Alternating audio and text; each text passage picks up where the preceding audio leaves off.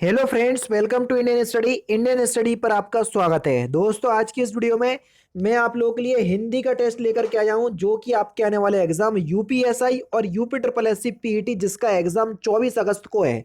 दोनों ही एग्जाम के लिए बहुत ही ज़्यादा इंपॉर्टेंट है, तो वीडियो को एंड तक जरूर देखिएगा, क्योंकि लास्ट में मैं आपसे क्वेश्चन ही पूछूंगा और उसका आंसर आपको कमेंट बॉक्स में बताना होगा। साथ ही साथ इस वीडियो की पीडीएफ डिस्क्रिप्शन में टेलीग्राम चैनल का लिंक दिया हुआ है, वहां से आप प्राप्ति कर सकते हैं। तो चलिए दोस्तों, स्टार्ट करते हैं और देख लेते हैं पहला क्वेश्चन। पहला क्वेश्चन, कौन सा मूल व्यंजन नहीं है? इंपॉर्टेंट क्वेश्चन, जल्दी बताइए। कौन सा एक मूल व्यंजन का उदाहरण नहीं है? ऑप्शन नंबर डी, छा। छा जो है वो एक संयुक्त व्यंजन है, ना कि ये मूल व्यंजन का उदाहरण है ना। चौथा ऑप्शन करेक्ट। निम्नलिखित में से कौन सा वर्ण संयुक्त नहीं है? जल्दी बताओ, इंपॉर्टेंट क्वेश्चन। कौन सा संयुक्त वर्ण नहीं है? बहुत इंपॉर्टेंट क्वेश्चन है। तो सही आंसर आपका क्या हो जाएगा सर? जल्दी बताओ। ऑप्शन नंबर, तो सही आंसर हो जाएगा आपका ऑप्शन नंबर सी। हालांकि देखना, ये संयुक्त स्वर है, ये संयुक्त व्यंजन है, ये भी नहीं है और ये भी नहीं है। तो अगर हम स्वर की बात करते हैं तो ये आपका सॉरी, ये दोनों व्यंजन की दृष्टि से, अगर व्यंजन की दृष्टि से पूछते तो आपका ऑप्शन नंबर सी ऑप्शन होगा। हालांकि चौथा भी सही है, लेकिन ऑप्शंस में इसमें आप चेंज कर लीजिए, इसमें सरा लिख लीजिए, तो आपका पूरा डाउट क्लियर हो जाएगा, क्योंकि ये भी संयुक्त व्यंजन की श्रेणी में आ जाएगा। फिर ऋण शब्द बताइए। ऋण शब्द वो होते हैं जिनको हम बदल नहीं सकते, ज्यों के त्यों लिखे जाते हैं। जैसे काला, ये काला शब्द जो है वो एक ऋण शब्द है। बुढ़ापा भी एक प्रकार का अभिशाप है। बुढ़ापा शब्द किस प्रकार की संज्ञा है? तो बुढ़ापा में कौन सी संज्ञा है सर? बुढ़ापा में भाववाचक संज्ञा है। दूसरा ऑप्शन यहाँ पर आपका बिल्कुल करेक्ट। सर्वनाम के कितने भेद होते हैं? सिंपल और इंपोर्टेंट क्वेश्चन। तो सर्वनाम के सर 6 भेद होते हैं, है ना। चौथा ऑप्शन यहाँ पर आपका बिल्कुल क्या हो जाएगा सर? करेक्ट हो जाएगा। पूरा चैप्टर पढ़ाया हुआ है, प्लेलिस्ट बनी हुई है टॉपिक वाइज हिंदी की, तो उसमें देख लीजिएगा, ठीक है। अच्छा, आप सभी लोग जानते हैं यूपी ट्रिपल एस पीईटी में भी हिंदी आना है, और यूपी एसआई में तो आना ही आना है, और जीडी में भी आना है। तो जीडी के लिए एक प्रैक्टिस बुक बता रहा हूँ, उसको अभी ले लो, क्योंकि फिर आपको बाद में मौका नहीं मिलेगा प्रैक्टिस करने का। दोस्तों, आप सभी लोग जानते हैं एसएससी जीडी में बम्पर वैकेंसी आई है, और ऐसे मौके बार बार नहीं आते। और मौके को जब आपके सामने आया है, उस मौके को हमको किस तरीके से लेना है कि हम अपनी एक सीट सुनिश्चित कर पाए, वो मैं आपको बता रहा हूं कि आपको किस तरीके से एसएससी जीडी में एक अपनी सीट सुनिश्चित करना है और वर्दी पहनना है, ठीक है। सबसे पहले तो आप ये जान लीजिए, एसएससी जीडी के through CRPF, BSF, SSB, CISF, ITBP, NIA, Assam rifle, इन सभी में आपको जॉब जो है वो दी जाती है, ठीक है। आप कोई भी टॉपर का इंटरव्यू उठा करके देख लीजिए, चाहे वनडे एग्जाम के टॉपर के इंटरव्यू देख लीजिए, चाहे यूपीएससी लेवल के टॉपर का भी इंटरव्यू देख लीजिए, सभी लोग एक ही बात बोलेंगे कि कोई भी एग्जाम की अगर आप तैयारी कर रहे हैं तो उस एग्जाम के लास्ट ईयर के पेपर देखो, उसके अकॉर्डिंग फिर जो भी बुक या जो भी पब्लिकेशन आपको सेट प्रोवाइड करवा रहा है, प्रैक्टिस सेट, उसको देखो, फिर अपनी तैयारी को बेहतर करते चलो, ठीक है। तो भैया यही आपका है पब्लिकेशन, चक्षु पब्लिकेशन, जो कि इसी बात को ध्यान में रखते हुए देखो 20 प्रैक्टिस सेट लेकर के आया है इस बुक में, और 8 सॉल्व पेपर हैं। सॉल्व पेपर सर कौन से? जो आपके लास्ट ईयर पेपर हो सके हैं, 2011, 2012, 2013, 2015 और 2019 जीडी के, उनमें जितने भी क्वेश्चंस पेपर बन चुके हैं वो सारे इस बुक में समाहित हैं, और 3200 से ज्यादा बहुविकल्पीय प्रश्न जो है वो उपलब्ध हैं। सबसे अच्छी बात क्या है बुक की, वो देख लो। जैसे आपने ये वाला सेट पेपर लगाया, ठीक है, इसमें देख लीजिए 100 क्वेश्चंस होते हैं। हिंदी और इंग्लिश आपकी ऑप्शनल है। जो इंग्लिश वाले हैं तो वो इंग्लिश को अटेम्प्ट कर सकते हैं, और जो हिंदी वाले हैं तो देखो हिंदी का पोर्शन बिल्कुल अलग से दे दिया, वो हिंदी को अटेम्प्ट कर सकते हैं, ठीक है। अब सबसे अच्छी बात क्या है सर, यहाँ पर आंसर की दे दी। हर बुक को जो खास बुक बनाती है वो इसलिए बनाती है क्योंकि इसमें व्याख्या सहित हल दिया, बस यही चीज इस बुक को खास बना देती है। तो मैं आपसे कहूंगा कोई भी बुक परचेज करो, ऐसा नहीं है कि मैं ये बता रहा हूं, आपको जो आपके लिए अच्छा होता है वो मैं आपको यहां पर बताता हूं। अब जो भी आपको बुक परचेज करना है वो आपके ऊपर निर्भर है, लेकिन उसमें ये देख लेना कि व्याख्या सहित हल दिया हुआ है पीछे या नहीं दिया हुआ है। हर बुक में नहीं मिलेगा, इसलिए तो आप लोगों को चक्षु पब्लिकेशन की बता रहा हूं, डिस्क्रिप्शन में लिंक है, देख लेना। अब आप सोच रहे हैं सर लिंक प्रोवाइड करवा रहे, जरूर सर का कोई फायदा होगा। अरे भैया कोई फायदा नहीं है, ऑफलाइन मार्केट में भी अवेलेबल है ये बुक, तो ऑफलाइन मार्केट से भी ले सकते हो, आपके ऊपर निर्भर है ना। जो भी अपने जहां भी रह रहा हो ऑफलाइन मार्केट से परचेस कर सकते हो, कोई भी दिक्कत नहीं है। अभी इनकी ये दो बुक आई हैं, है ना, एक तो आपका एसएससी जीडी ये वाली आई है प्रैक्टिस सेट वाली, और ये संपूर्ण गाइड बुक है। तो जो भी आपको अच्छी लगे परचेस कर लेना, डिस्क्रिप्शन में लिंक है, वरना ऑफलाइन मार्केट से देख लेना, वो आपके ऊपर निर्भर है। लेकिन मैं अपनी वीडियो में उन्हीं बुक्स को बताता हूँ जो आप लोगों के लिए अच्छी होती हैं, तो बता रहा हूँ। जैसा ठीक आप जैसा आपको अच्छा लगे वैसा आप कर सकते हैं, ठीक है। नेक्स्ट क्वेश्चन, संयुक्त क्रिया का आपको बताना है कौन सा वाक्य संयुक्त क्रिया का है। क्वेश्चन नंबर 6, जल्दी देखो। तो सही आंसर आपका क्या हो जाएगा, संयुक्त क्रिया का वाक्य।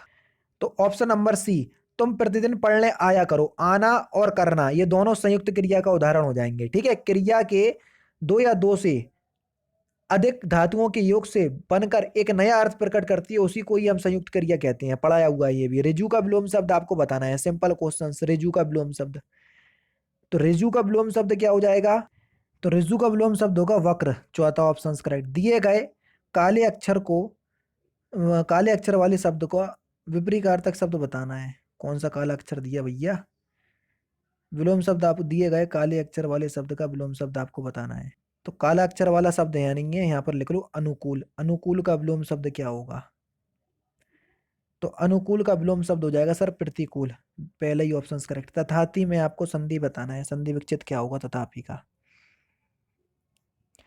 तो तथापि का संधि विच्छेद क्या हो जाएगा सर, तथा प्लस अपि, यानी कि इस क्वेश्चन का तीसरा ऑप्शन करेक्ट। गौरव शब्द में तदित प्रत्यय के योग से बना है। गौरव शब्द किस तदित प्रत्यय के योग से बना है। तो सही आंसर आपका क्या हो जाएगा सर, छोटा आ, पहला ही ऑप्शन करेक्ट। जब प्रत्यय पढ़ाऊंगा तो आपको समझ में आएगा। सिर दर्द में कौन सा समास है, या समास विग्रह करना है सिर दर्द का। सिर का दर्द, सिर को दर्द, सिर से दर्द, या सिर में दर्द। तो सर सिर में दर्द होगा, पहला ही ऑप्शन करेक्ट। जानवी शब्द का पर्यायवाची आपको बताना है। जानवी शब्द का पर्यायवाची शब्द क्या होगा। तो जानवी का पर्यायवाची हो जाएगा मंदाकिनी, चौथा ऑप्शन करेक्ट। भ्रमर का कौन सा पर्यायवाची नहीं है, इंपॉर्टेंट क्वेश्चन। सफरी ये भ्रमर का पर्यायवाची नहीं है। 14-15 पे आपको क्या करना है, शुद्ध वाक्य छांटना है। जागृति किस प्रकार से लिखा जाएगा। तो यहां पर तो सर आपका कौन सा दूसरा ऑप्शन करेक्ट। 15 में देखो सैया, प्रेरणता किस प्रकार से लिखेंगे, तीसरा ऑप्शन करेक्ट। 16-17 में आपको क्या करना है, इसमें सही अर्थ बताना है। प्रवृत्ति का सही अर्थ क्या होगा। प्रवृत्ति यानी कि मन का झुकाव, तीसरा ऑप्शन करेक्ट। प्रेरणा का सही अर्थ क्या होगा। प्रेरणा यानी कि किसी चीज के लिए उकसाना, चौथा ऑप्शन बिल्कुल करेक्ट हो जाएगा। व्याकरण की दृष्टि से शुद्ध वाक्य आपको बताना है, कौन सा शुद्ध वाक्य है। Question number 20। महादेवी वर्मा विदुषी लेखिका थी, बिल्कुल ठीक है, क्योंकि विद्वान का स्त्रीलिंग होता है विदुषी, तो दूसरा करेक्ट हो जाएगा। ओंठो निकली कोठो चढ़ी, इसका सही अर्थ क्या हो जाएगा। सही आंसर हो जाएगा मुंह से निकली बात फैल जाती है, दूसरा ऑप्शन करेक्ट। अक शब्द के अनेकार्थी शब्द समूह का चयन कीजिए कि अक का अनेकार्थी शब्द क्या होगा। हालांकि अंक नहीं, अंक होगा जी, अक नहीं है अंक, क्योंकि इसका अनेकार्थी क्या हो जाएगा सर, जल्दी बताओ। गोद संख्या अध्याय, तो यहाँ पर आपका दूसरा ऑप्शन करेक्ट होगा। व्याकरण में काल का अर्थ बताइए। व्याकरण में काल का अर्थ क्या होता है। तो व्याकरण में काल का अर्थ होता है समय, दूसरा ऑप्शन करेक्ट। एक पत्र अनेक अधिकारियों को लिखा जाता है तो उसे कहते हैं, तो उसको हम परिपत्र बोलते हैं, दूसरा ऑप्शन करेक्ट। स्वर वाचन का अभ्यास करने के लिए सबसे उपयुक्त साधन, तो सही आंसर आपका क्या हो जाएगा, सामूहिक वाचन, तीसरा ऑप्शन करेक्ट। जो काम तुम्हें दिया गया है उसे देखो, वाक्य के किस अर्थ की व्यंजना कराई जा रही है। तो सही आंसर हो जाएगा आपका आज्ञा, तीसरा ऑप्शन यहाँ पर आपका बिल्कुल करेक्ट हो जाएगा। ये आज्ञावाचक वाक्य है। सृजन की इच्छा के लिए एक शब्द क्या होगा। तो इसके लिए एक शब्द हो जाएगा शीश रक्षा, दूसरा ऑप्शन करेक्ट। निम्नलिखित में से पुल्लिंग शब्द बताना। अच्छा हाँ, कल नमक का मैंने बता दिया था कि नमक जो है वो एक स्त्रीलिंग है, जबकि दाल स्त्रीलिंग होता है ना। बेसिकली कल मेरी तबीयत खराब थी और आज भी है, तो हो सकता है कि उस वजह में से थोड़ा सा मेरे से ध्यान नहीं दे पाया हो, तो माफ़ कीजिएगा उसके लिए। तो उसको मैंने कमेंट में भी सही करवा दिया था कि नमक पुल्लिंग है जबकि दाल स्त्रीलिंग शब्द है, तो इसी प्रकार से थोड़ा देख लीजिएगा, माफ़ कीजिएगा, ठीक है। तो पुल्लिंग शब्द आपको बताना है यहाँ पर, सदन। सदन शब्द जो है वो एक पुल्लिंग शब्द है। निम्नलिखित में से वही चीज है। स्त्रीलिंग शब्द कौन सा नहीं होगा, जल्दी बताओ। कौन सा स्त्रीलिंग शब्द नहीं होगा? रवि। रवि जो है वो एक स्त्रीलिंग शब्द नहीं होगा, पुल्लिंग है। उत्कर्ष का उपसर्ग आपको बताना है कि उत्कर्ष में कौन सा उपसर्ग है। तो उत्कर्ष में उत उपसर्ग होगा, दूसरा ऑप्शन करेक्ट। त्रिभुज शब्द में कौन सा समास है, ये आपसे पूछा गया है। तो त्रिभुज में कौन सा समास है, तो सही आंसर हो जाएगा सर आपका दिग्गु समास। दूसरा ऑप्शन से यहाँ पर आपका बिल्कुल करेक्ट होगा। देशभक्त में कौन सा समास है, ये आपसे पूछा गया है। देशभक्त यानी कि देश का भक्त, है ना, उसी को तो बोलेंगे। और जहां पर कारक चिन्हों का बोध हो जाता है तो वहां पर कौन सा समास हो जाता है, तत्पुरुष समास। अब तत्पुरुष एक ही ऑप्शन में दिया, षष्ठी तत्पुरुष, पहले ही ऑप्शन करेक्ट। ठीक है। निम्नलिखित में से बहुब्रीहि समास का आपको उदाहरण बताना है। तो कौन सा बहुब्रीहि समास का उदाहरण है, पंकज। पहला ही ऑप्शन से यहाँ पर आपका बिल्कुल करेक्ट। निम्नलिखित में से किस शब्द में उपसर्ग है? प्रहार, पहाड़, कमल और कलश में बताना है कौन सा किस शब्द में उपसर्ग है।